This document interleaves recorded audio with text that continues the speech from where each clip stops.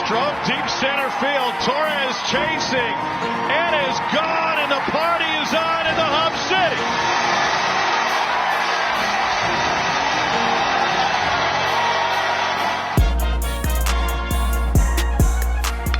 And he launches this one into the trays. Goodbye. And add to it. Straight to the roost.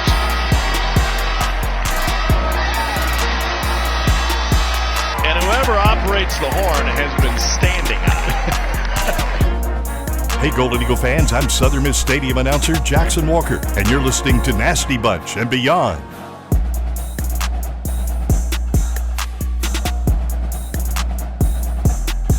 How's it going, everybody? Welcome in to another episode of Nasty Bunch and Beyond. I'm your host, Dalton Trigg. Today I have a very special guest. It's the man, the myth, the legend himself.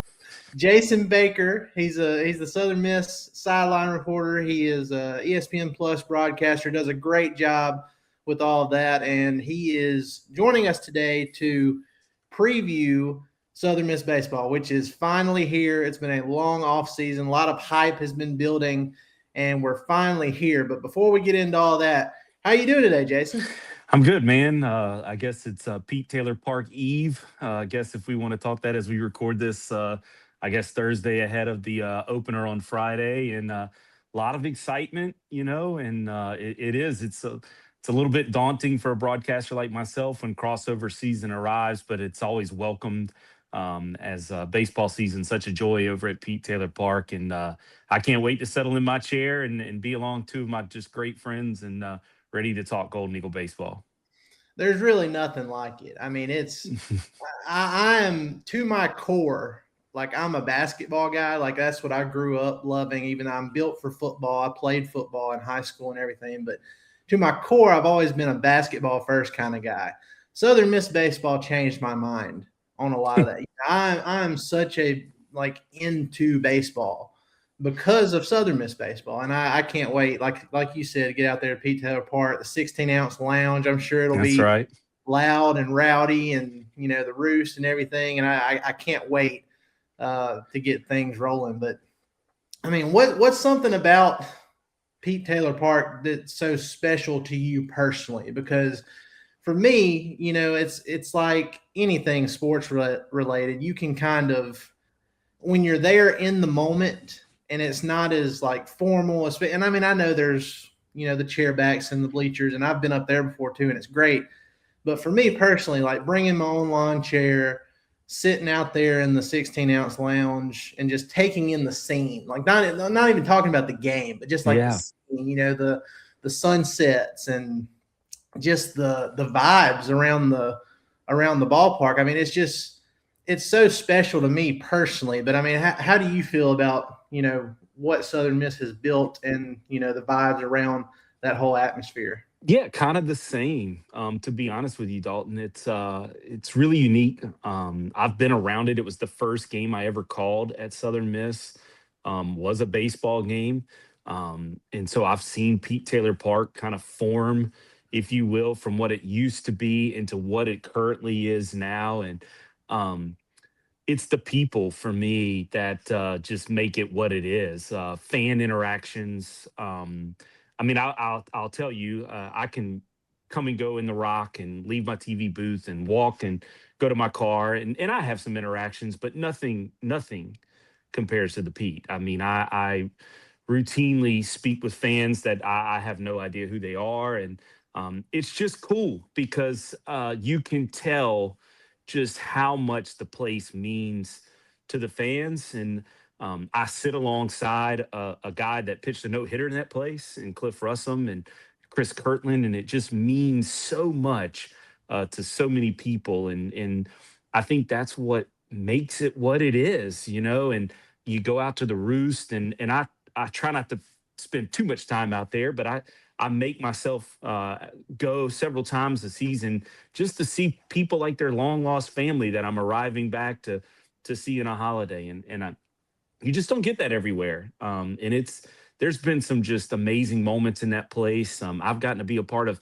several of those, and family members hugging me after games saying thank you for what you do. It's just a different kind of vibe, if you will. And there's nothing better for me. I get there typically about an hour before BP starts to get myself set up. And then I take in BP pretty much, I mean, 99% of the time from the dugout, and just to watch it come to life on a day. Tomorrow on Friday for opening day, it'll be a complete scene to watch it just fill up, and especially knowing with what we're going to see, it's just going to be a complete vibe. And I signed me up for it, and I hope I get a full dose of it. And for many, many, many, many years to come, I hope I'm a part of it. Well, it's definitely special. It's one of a kind, one of one, as they say. And, a lot of that starts at the top, with the coach. And, obviously everybody knows what a great job Coach Berry did over the years. And so far, I mean, Coach Oz, which, he's been with the program for a long time, but he's entering his third year as the head coach. The program hasn't skipped a beat. In fact, I would argue that, maybe it's taken a slight step up, as far as just the overall consistency and everything. But I mean, what are you thinking is in store for Coach Oz in this third year, and just, how you feel about what he's done so far taking over for Coach Berry? Yeah, I don't know that there's another proponent of Coach Oz bigger than me. I just think there's an intensity there. There is an intent, a respect. Many people don't know this about him. Oz works out routinely, has a great workout regimen. I found out last season, once baseball season hits, he sort of shifts that regimen to sort of a light jog, walk, and he does that at Pete Taylor Park. And so I asked him one time, what do you do? And he said, I just walk around and say my blessings and thank the good Lord that I'm in charge of this place and the responsibility that comes with it. And I think that's really cool. I think it shows you the respect that he has for this program. I will tell you, I believe he's the guy that is going to get this program back to Omaha. And I fully entrust him in that. He is driven that way. He is focused that way. He is recruiting that way. He is operating the program that way. And so for me, I kind of sit back and admire what he's already done. I mean, he's got 90 wins now as he gets ready to enter year 3. No one in the country for a third-year coach has more. So that tells you all you need to know about what he was. And, look, man, I think, one performance less against Columbia a year ago, and I think that team gets out of this regional. And so I think they were that close. And I think now with what the team that they're going to return and the leadership and the age and maturity, this is a team that's going to handle Christian Ostrander well. And I think Oz has got a team poised that he thinks can make some noise once again in the world of college baseball. Yeah, he does a great job. And I mean, like you said, I spoke with him a few weeks ago. I think it's been 2 weeks now that I spoke with him, and you can feel that intensity when he's talking about it. And like you said, he is very grateful. He views it as something he inherited, which he did, but he is just trying to maintain it. But again, I think he's done more than maintain it. And I'm with you. I think, big things are on the horizon for not just Coach Oz, but the whole program. And you got to get a little bit of luck along the way too. But, a lot of it is talent and depth and everything. Sure. I think, the program's done a great job of not just maintaining, but adding to it, which brings me to my next point I wanted to talk to you about. So we're going to preview the potential hitting and infield, outfield lineups, not like position by position, but just talking about bringing in a couple of new faces to add to some of the guys. Everybody knew the power that Matthew Russo has. Yeah. Everybody knows that, Ty Long is expected to take a leap this year. And I mean, I thought it was very telling that he is on the leadership council as a sophomore. I think that tells us a lot about him going into this season.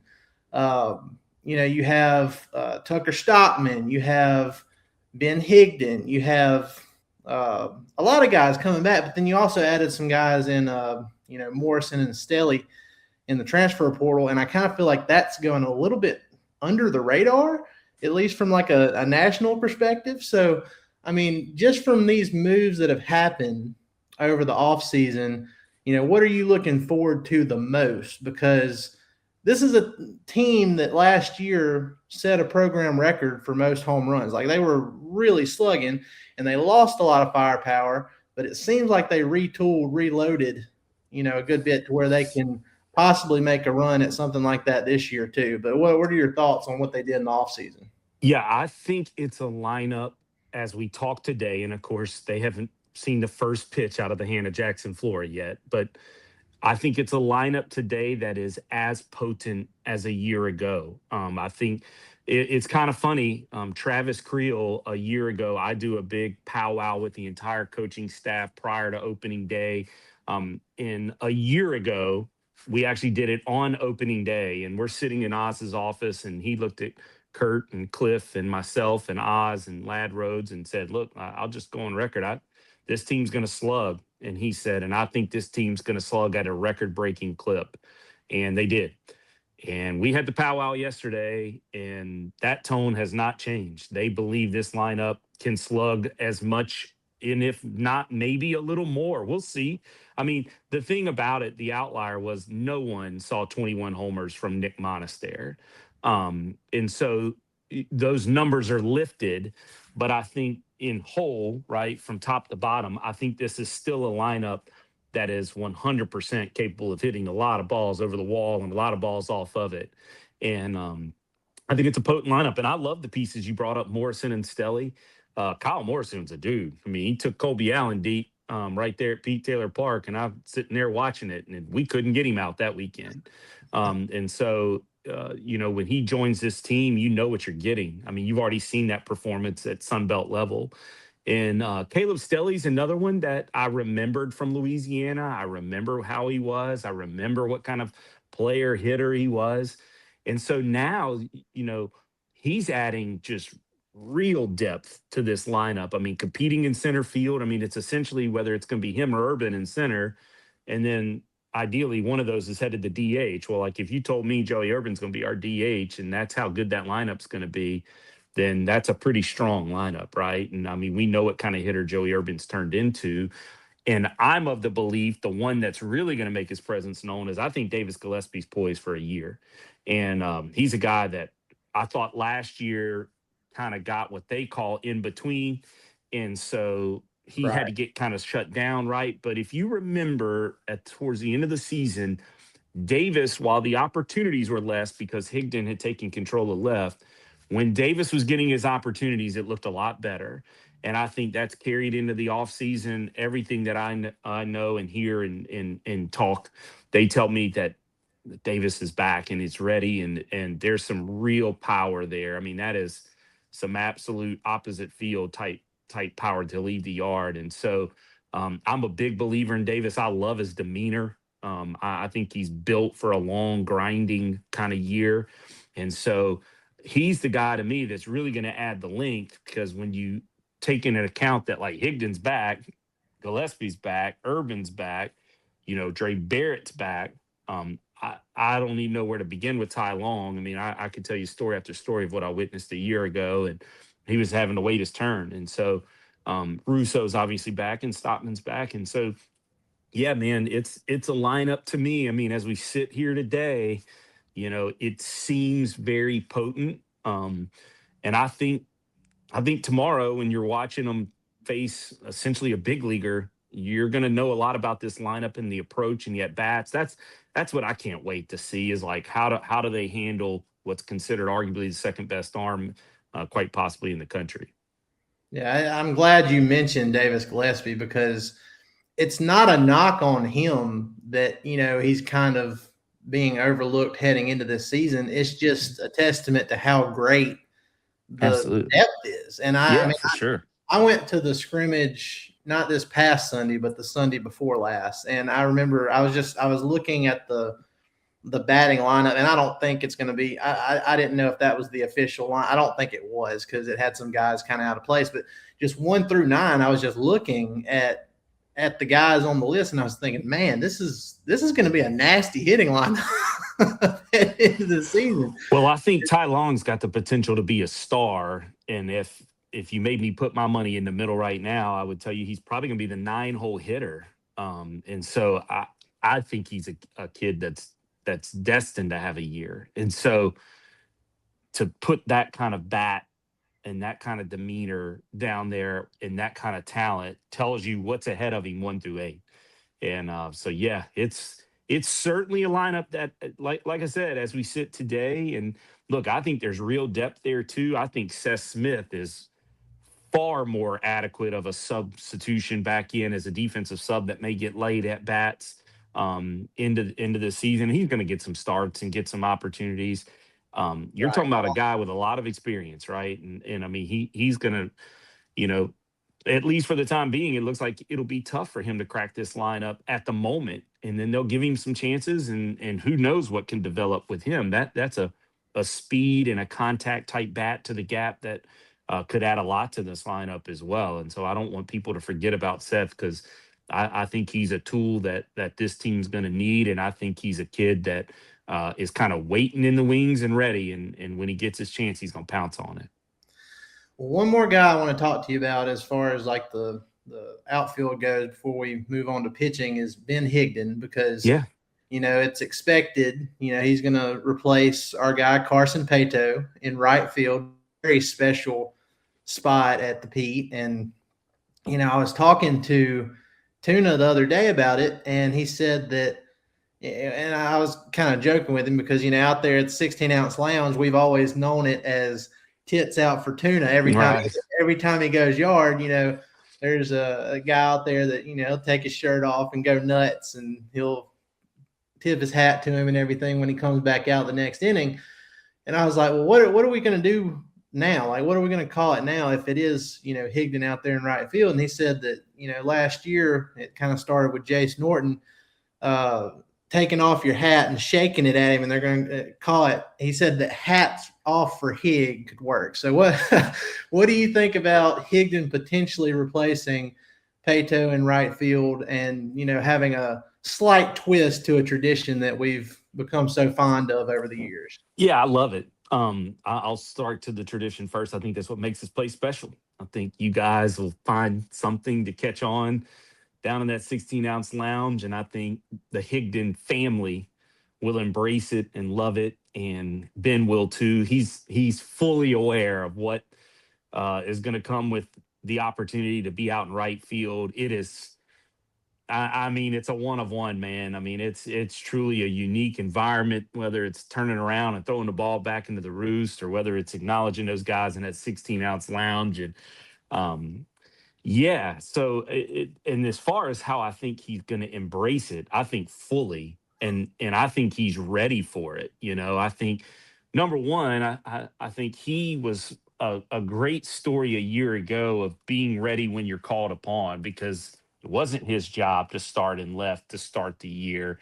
And then the opportunity came, he took advantage of it and the most of it. And then now what I've noticed about him is there's a leadership quality to him that says, hey, I think I'm best served in right field for this team, because it's not for everybody. And uniquely enough, Davis Gillespie plays a fantastic left field. Left field at the Pete is harder in terms of field dimensions and apparatuses that you're dealing with, right? I.e. the wall over there that's tight to the foul line and ricochets and things like that. And Davis plays that quite well. Right field has its own nuances, if you will, the pin mainly, but also the fan engagement side of it is quite unique over there. Good, bad, and indifferent. That's right. Yeah, sure. So as a player, you got to be ready for that. And I fully believe Hig is. And man, I mean, you know, I'm sure he had some opportunities. Some people kind of run at him, if you will, in the offseason. But everything that I know is he is 100% bought into the black and gold. And that will be that relationship of him being bought in as a Southern Miss Golden Eagle will be reciprocated back from you fellas in that 16-ounce lounge in the roost. And it's what makes this place special. It'll be quite possibly the greatest year of Ben Higdon's life. I mean, probably outside of him getting married and having children as he goes on in the future, it'll be a year unlike any other that he'll remember for the rest of his life and tell his children about one day in the future that, yeah, man, I used to play that right field and talk to those guys. And I just think it's absolutely amazing. And yeah, I think he's ready for it and he's going to embrace it. Yeah, I mean, look, when he started playing in left field last year, I mean, I thought he was doing a great job to start out, but then like as the year progressed, it's like he was making superstar plays out there, Yeah, like saving home runs and stuff of that nature. So sure. I'm very excited to see what he does. And you're right. I mean, he's going to get every bit of that back to him. The enthusiasm that he has and Coach Oz said he wanted that spot and that he Yep. expected him to get that spot even when competition was still going on. And I think he's going to love it this year, and I'm excited for it. So moving on to pitching, we won't talk too much about Colby Allen and Graydon Harris because, I mean, it's pretty self-explanatory. Colby Allen coming back after, he could have gone pro, but he didn't. One of his quotes out there, he said he has chills just thinking about what this first game, going out there on the mound, being the Friday night guy.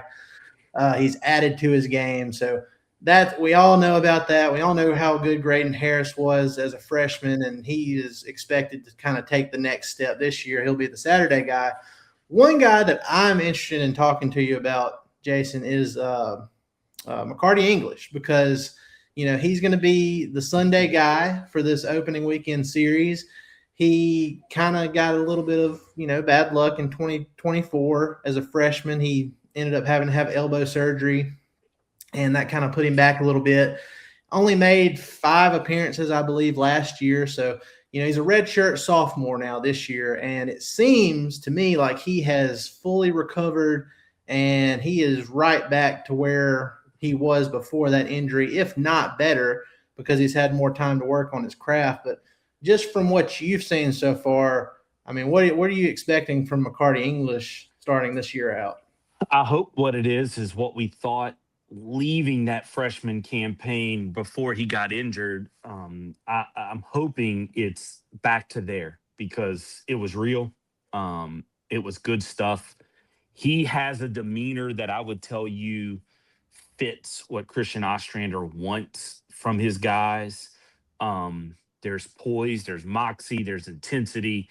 And I can even remember, and I don't recall the opponent that he was pitching against, but it was a game at the Pete his freshman year. And you could sort of see the lock-in mode happen out there when he maybe put some traffic on the bases. And I can remember Cliff even speaking to it like, you can absolutely tell he is 100% locked in on the task at hand, and the stuff is good. A player that suffers an elbow injury, and I've never in my life pitched in a game of baseball ever, but you think about the mental side of it for a pitcher and his elbow and how healthy it is. And I think he battled some of that a year ago. I think he has gotten over that mental hurdle. I think it's there. There was a little talk late in the season last year, very late conference tournament time, regional time, that he was back. Oz had told Cliff and I on maybe a couple of occasions that the stuff was elite again in the pen. Matter of fact, the game that Camden Sundstrom started in that regional, I don't remember if that was the semifinal or the final. I don't quite recall, but I the believe it was game the final. yeah, the final. So there was a little feel maybe between Cliff and I that actually could have been McCarty. And I think a lot of people would have been shocked by that move. I don't think McCarty would have been, because I think he had been working with Oz and had this confidence building. But he went with Sundstrom, and I think Sundstrom was the play and the safe play. But there was a little talk a year ago that McCarty had found it then. And now I think you take into account a summer with Oz, a fall with Oz. He's healthy. Here comes the spring. He looks poised, and they came out yesterday and said he's going to get the baseball on Sunday. And so here we go. Time will tell how it is, and if the stuff is anything remotely like it was as a freshman, it's going to be good. And if he commands it, he's going to be a tough Sunday starter. That's for sure. I'm excited to see it. We know, throughout the course of a season, those spots can kind of change. People can get different people can get that opportunity in that Sunday spot. But, I'm excited to see what McCarty English has to offer. Last thing I want to ask you here, Jason, just about UC Santa Barbara. They're coming in. Yeah. They have a tradition of excellence, just like Southern Miss does. They have some experienced guys coming back, just like Southern Miss does. I mean, what can we look forward to this weekend in your eyes? I mean, there's a lot of good pitching. So, I mean, should we expect like a low-scoring type of series this weekend, or what are you personally looking at this weekend? It feels that way, Dalton. It feels this is going to be tight. Typically, pitching's ahead of hitting this time of year, regardless. Now, I think we're going to get a break in the weather. So I think it's going to be 75, sunny. It looks like it's going to be kind of warm this weekend, which suits me just fine, right? So typically you're battling some elements this time of year, cold weather mainly, where a hitter's not necessarily just super enthused about being in there. And especially when you consider what we're going to see. Jackson Flora is a 100-mile-per-hour thrower. He's going to sit 96 to 98. Everything that I read, everything that's being projected, I mean, we're talking quite possibly the best sweeper in baseball. We're talking about a changeup that is graded plus at a major league level, and a fastball that they say has some of the most ride, which is the measurement that they all want now in these fastballs, which just basically means it's got life to it. His might be the best in the country. And so you're going to face that type of arm on Friday on game one. And then they've got a Long Beach State transfer on their Sunday, and then a guy a year ago who was used sort of like Colby on Saturday in Aces. I haven't gotten a pronunciation guide yet, so I don't know if I'm pronouncing it right, but they're a Saturday guy. And I think they're loaded. Andrew Checketts is a phenomenal coach. What he has done there, he has taken them to Omaha back in 2016. They celebrated the 10-year anniversary of that team this offseason. So I think, there's feelings there, kind of like our program, where they're looking for another magical run, and they're going to be bolstered by an arm that frankly is worth about $8 to $10 million on the front end of their rotation. And so I can't wait. They were a weird team a year ago, 20-4 at one point, and then hit the skids and one and done out of their conference tournament against Hawaii. Just didn't hit the baseball with any kind of consistency. There wasn't a whole lot of slug in the lineup either. So I'm curious to see how his lineup looks. They do return some pieces in that lineup. They do have a couple of guys that had 10 homers that are going to be back, but they had a freshman hit 355, but he only had 7 doubles and no homers, no other triples or anything of that nature. So there was consistently in terms of them making contact, but there wasn't the productive at bats and production just oodling out of this lineup. And I think that's why, you're talking about a team that had the number 2 pick in the major league draft. And, they wound up, above 500, but they really struggled down the stretch. And so I think it's a team, I think we're going to face the Gauchos in a mindset ready to prove something. Because I think there's a lot of people that are going to look at them and say, we had the number 2 pick a year ago and you couldn't get it done.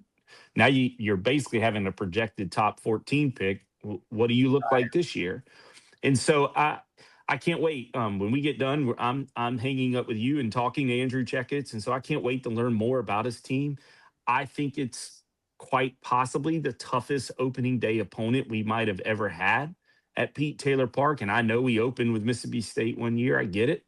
But this is a team that, look, for all intents and purposes, that's a future big leaguer that they're going to put out there in game one. And you don't get many game one opening day matchups with a guy, and we know what we have in Colby, right? Like, there's not a person on this team I'd rather go to battle with against a guy like Jackson Flora that's going to come in here with the quote unquote stuff that he has, other than Colby Allen. And so you give the ball to Colby and you just know he's going to compete out for out with him.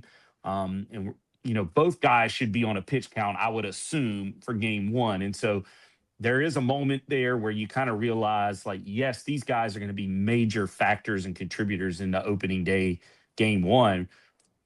But ideally, and this is kind of where baseball is today, it's really going to be left up to the pens. to see which team does what with the game that the starter hands them, and how do they slam the door. And so somebody's got to win it, and might as well be the Golden Eagles, right?